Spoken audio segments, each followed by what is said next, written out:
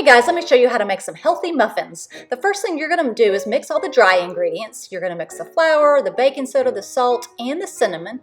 You're going to mix that up really well. Oh, and don't forget the sugar. Once you do that, you're going to go ahead and melt of butter. I melted that for about 20 seconds in the microwave. Then you're going to break 2 eggs. Once you've broken 2 eggs, you're going to mix that up really well. Once you've mixed that up really well, add a little bit of vanilla. Then you're going to mix that up. Pour that into your dry ingredients. Go ahead and start to mix that. Next, you're going to add some Greek yogurt. After you've added your Greek yogurt, mix that up until it's a pretty good consistency.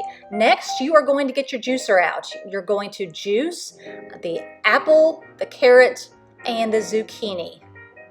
Now, you don't have to use a juicer. You can do all of these in a food processor. I chose to use the juicer for some of the fruits and veggies. Now, what I'm doing is I'm mixing the cauliflower in the food processor, and then I'm mixing it in the juice, and then mix it all in the batter together and make sure that's a good biscuit-like consistency.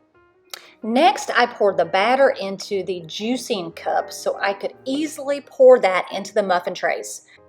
You don't have to use the disposable muffin cups, but if you do use them, make sure you raise the temperature of your oven from 350 to 375, and you might need to cook them a little longer.